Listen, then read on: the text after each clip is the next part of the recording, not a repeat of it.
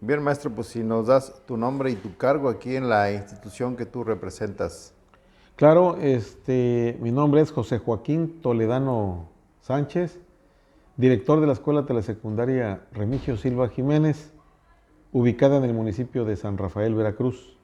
Y bueno, maestro, pues la visita el día de hoy con ustedes precisamente para darnos a conocer un contexto histórico muy importante que, bueno, la información, ¿quién mejor que usted para proporcionarla? Sí, el tema crucial, interesante, el medular, creo que es hablar de las escuelas telesecundarias. Estamos en el mes de enero, todavía no finaliza, pero en el mes de enero de 1968 surge, se crea la telesecundaria en México. ¿Cómo inicia estas ideas? Bueno, tiene su origen. El génesis de telesecundarias tiene que ver mucho con el abogado, escritor, poeta, locutor, periodista el licenciado Álvaro Gálvez y Fuentes. Él ya incursionaba en los medios a través de la radio y bueno, posteriormente a través de la televisión. Pero esto tiene que ver mucho con varios pilares, porque fueron varios los que intervinieron para que telesecundarias surgiera. El licenciado Gálvez, que fue el que dio la semilla para que se diera lo de telesecundarias, se lo plantea al secretario de Educación de ese tiempo y le da la instrucción de que busque una alternativa de solución para la enseñanza secundaria en México que era necesaria, ya que pues no había oportunidad de poder estudiar la secundaria, sobre todo en el medio rural. Para esto le dan la comisión, él se va a Europa, recorre algunos lugares y hace contacto con en aquel tiempo, una enseñanza que se estaba dando en Italia y que consideró que muchas de esta funcionalidad, de esta estructura, pudiera funcionar en nuestro país. Pulen el conocimiento para que se dé lo que hoy es telesecundarias, de tal manera que bueno, llega acá, pero también en ese tiempo había otro pilar fundamental, el ingeniero González Camarena, Guillermo. Guillermo González Camarena tiene que ver mucho con Veracruz, ¿eh? Guillermo González Camarena, en aquel tiempo ingeniero, estaba en el Instituto Politécnico Nacional y allí en el instituto donde estudiaba ingeniería electrónica, así se llamaba la carrera, tenía a un maestro, a Estaboli.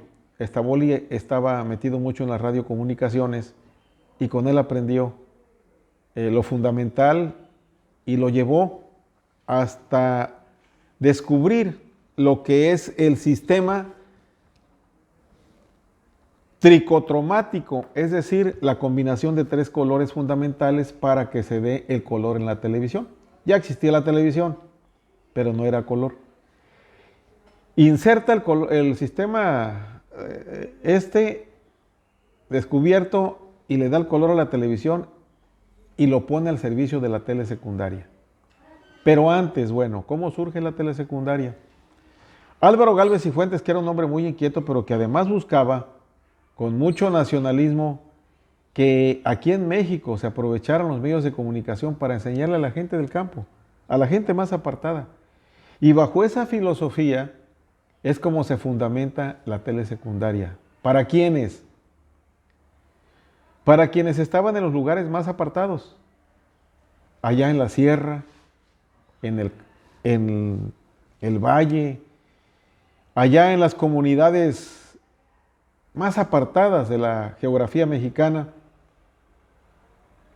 el niño, el adolescente pudiese estudiar la secundaria. Entonces, surge Telesecundarias porque hay el apoyo institucional de aquel tiempo. Era presidente Gustavo Díaz Ordaz. La historia debe ser vertical y decir de quiénes intervinieron. El aspecto histórico es otro apartado, pero en la parte de la telesecundaria, él era el presidente de la República. Y bueno, junto con Yáñez, el licenciado Yáñez, hacen que entre Agustín Yáñez y en la SEP, que este modelo de telesecundarias funcione. Y bueno, hay todo el apoyo, pero ¿cómo se va a hacer realidad esto?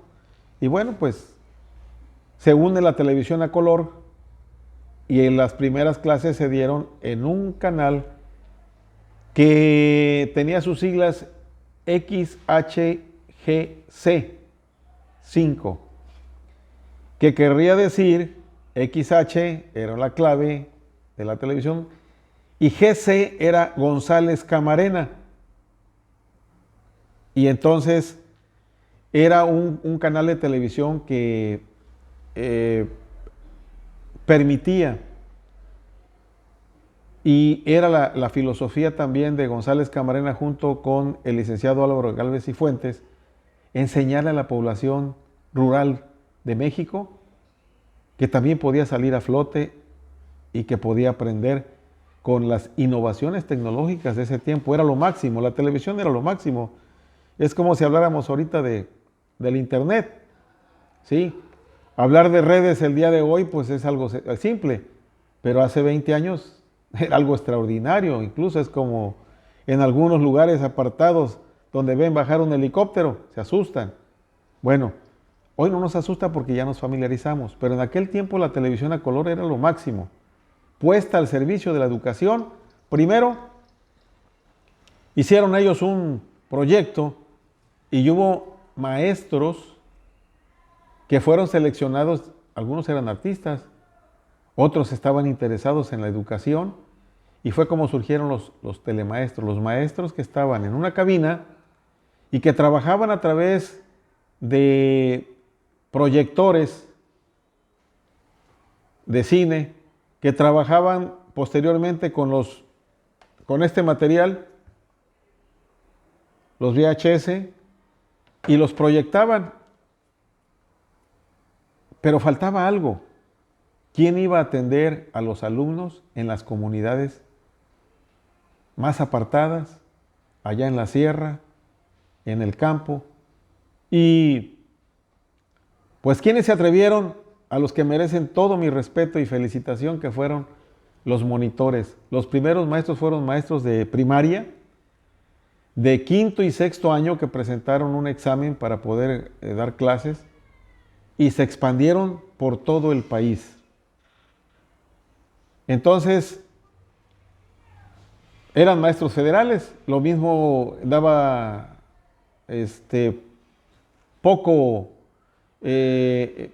poca admiración ver que aquí llegaba un maestro de Yucatán o que llegaba un maestro de Baja California.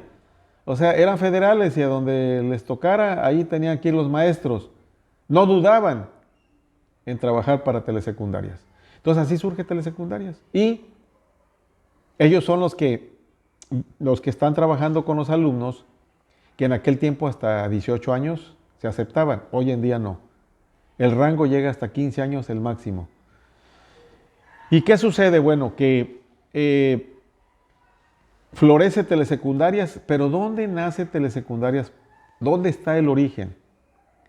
Hay una maestra, la maestra Cirila, que en el municipio de Españita, Tlaxcala, ella dona un terreno para que se funde la primera telesecundaria, porque antes estaban trabajando prestado. Ahí iniciaron. La escuela se llama Álvaro Gálvez y Fuentes, y ahí surge la primera emisión en abierto ya para los alumnos de telesecundarias. ¿Sí? Porque en enero del 68 es cuando se hace la prueba ya total para poder proyectar. Antes hubo los intentos en el Politécnico, en la UNAM, para ver operaciones a través de circuito cerrado y demás. Pero ya en abierto, allí es la primera escuela telesecundaria del país. Ahí está el origen. Hablaba yo del Génesis, ahí se dio, en México. La primera escuela telesecundaria está en Españita, la cual hemos visitado como 8 o 10 veces. Tenemos un material por ahí que hemos grabado con maestros, incluso tenemos una copia del himno a telesecundarias por un maestro que lo escribió. Y hemos platicado con algunos maestros de ahí y está parte de nuestra historia de telesecundarias. Digo nuestra porque soy maestro de telesecundarias. Y a partir de ahí, de ese inicio, que fue algo en su tiempo extraordinario, pero que además había algo importante. La televisión era un recurso tecnológico avanzado. Trabajaba con satélite. Y aquí el ingeniero González Camarena, que también tiene que ver mucho con Veracruz, porque había antenas repetidoras y una estaba en Las Lajas, Veracruz, en el cofre de Perote. Él vino a hacer una revisión técnica y de regreso, cuando iba a la Ciudad de México, se accidentó y murió en ese accidente. Murió en la raya el ingeniero, queriendo ayudar a las gentes más necesitadas, a los adolescentes con mayores necesidades para poder estudiar. Bien, así es como surge la telesecundaria. Hoy estamos de fiesta en este mes, es un mes completo. Yo sé que hay muchos maestros que conocen del tema mejor que yo. Ojalá y puedan documentarnos, puedan darnos sus aportaciones, puedan darnos sus ideas, puedan darnos más conocimientos. Aquí a la periferia, yo siempre admiré a los maestros que trabajaron. Puedo nombrarlos, algunos de ellos. Al profesor Isidro Lamillo Contreras, hay una telesecundaria aquí cerca que lleva su nombre, fue de los pioneros. Al profesor Enedino González López, también. Al maestro Francisco Islas, que fue el primer supervisor. El maestro Roberto Landa, que fue jefe de sector. Y en fin, al maestro Ignacio Rodríguez, al maestro Anastasio Hernández Sea, al maestro Anulfo Tadeo Murrieta, en fin, a varios de los maestros primeros, aquellos que se atrevieron a fundar lo que hoy es telesecundarias. Entonces, yo desde aquí les envío mi reconocimiento a los maestros pioneros, a aquellos que sentaron las bases de lo que hoy es telesecundarias, y me siento orgulloso de ser telerín, de haber nacido en este subsistema. Aquí nací y aquí estoy, y muero en la raya. Entonces, saber que el día de hoy en la pandemia lo vimos, así como inició con tecnología de punta, satélite, decodificador y televisor, así en la pandemia estuvo trabajando telesecundarias y lo utilizaron incluso hasta en las universidades más prestigiadas y prestigiosas, hasta universidades gloriosas como la Universidad Nacional Autónoma de México. Todo mundo utilizó lo que fue el subsistema de telesecundarias. Inconscientemente, pero lo hicieron. Así como se dieron las clases, así se daban anteriormente, en línea. Entonces podemos decir que telesecundarias es además redituable, con un estudio que hizo una universidad norteamericana, en donde se vio que los costos para que funcionara telesecundarias eran exitosos. Porque un maestro de telesecundarias trabaja 6 horas en el aula, hay más haciendo actividades, pero que en este tiempo tiene la oportunidad de conocer al alumno, de tratar con él y de acercarse más. Entonces, estamos de fiesta en este mes de enero. Ojalá y las autoridades le hagan un reconocimiento a todos los maestros que alguna vez dejaron su vida por hacer que la gente del campo, que la gente más necesitada, la gente de la sierra, como dice en su himno, hay un himno a telesecundarias que ya les comenté. Entonces, desearles a todos mis compañeros de telesecundarias el mayor de los éxitos.